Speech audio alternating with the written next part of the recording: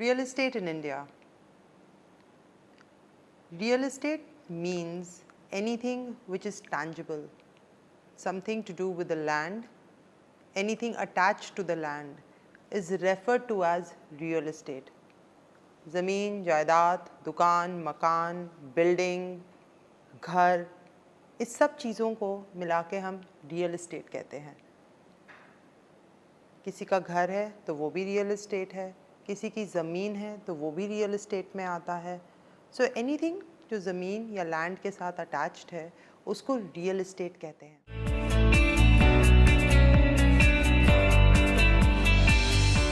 Can you buy or own a property in India?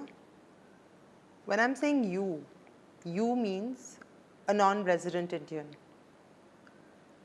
a person of Indian origin who's living in a country abroad, who has never maybe come down to India, whose father or forefathers have been Indians or of Indian origin, and he wants to buy a property in India.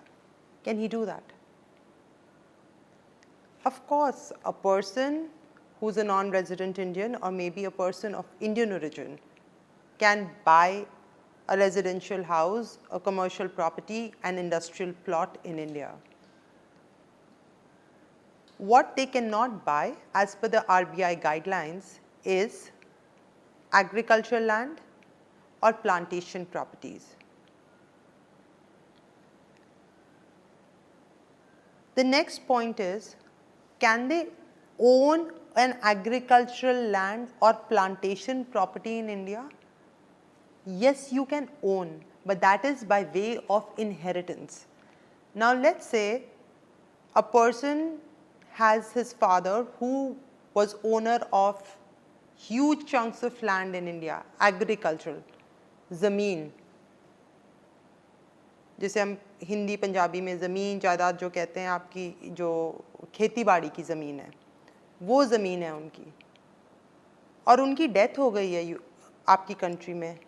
उनके बच्चे जो बाहर रहते हैं, maybe they have not come to India and they are of non resident Indian status, they can inherit that land. What they cannot do is buy additional land, but they can very much inherit land from their ancestors, their fathers, their grandfathers. So meaning thereby you can own land by way of inheritance, but you cannot own it by purchasing land in India.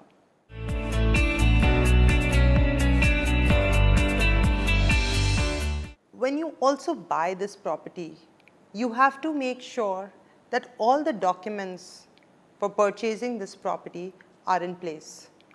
Do not buy a property based on a power of attorney or an agreement or an affidavit. Please ensure that the property that you purchase in India is through a proper sale deed, a registered deed. It has to be registered before the sub-registrar where the property is situated, and that is how you become the owner.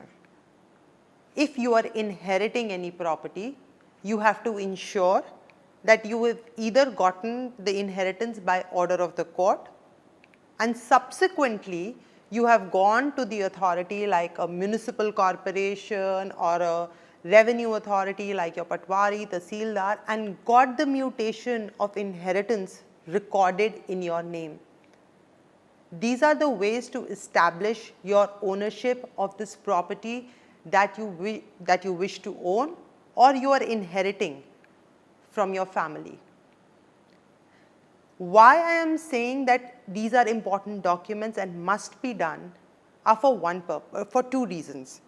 One reason happens to be establishing your title to the property, so that tomorrow if something happens to you, your children, your family knows what they own, what they are going to be inheriting, what is the value, etc., etc.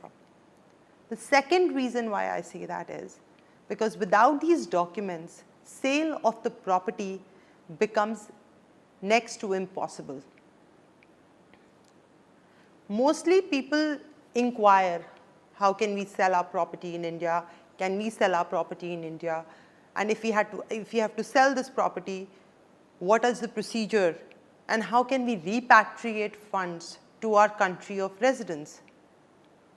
Now, sale is a simple process. You are a seller, you get a buyer, there is documentation done, and the property is sold. The question and the issue comes is when you have to take the money you have received towards the sale consideration to your country of residence.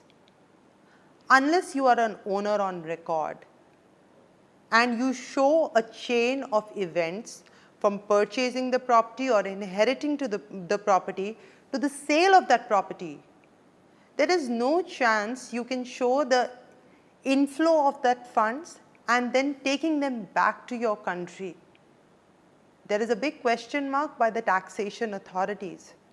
So henceforth, if you have to buy or you think you own a property in India, the first and the foremost step to establish that is your documents, which is title deeds, mutations, and documentation.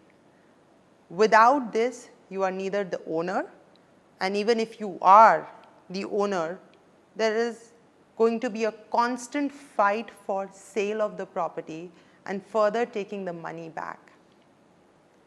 Therefore, when we talk about real estate, we mention buying and selling. Buying, owning and selling. So buying, owning and selling, in this entire thing, the only thing which is the primary important thing is your documentation. Second thing is your possession. You have to be in occupation of your property too.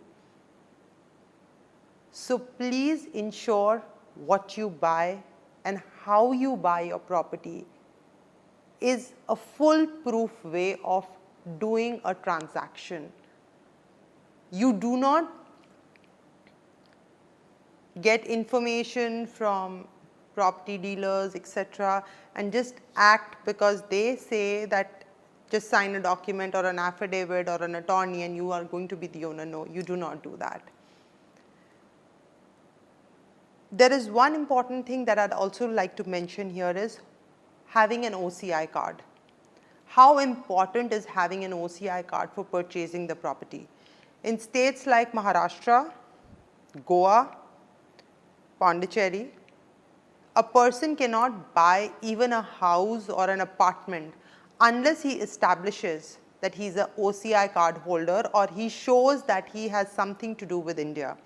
Now, the only way he can establish his link with India or show his origin, Indian origin, is by having an OCI card. So people who are interested in purchasing properties and owning real estate in states like Maharashtra or Goa, Pondicherry, they must have an OCI card.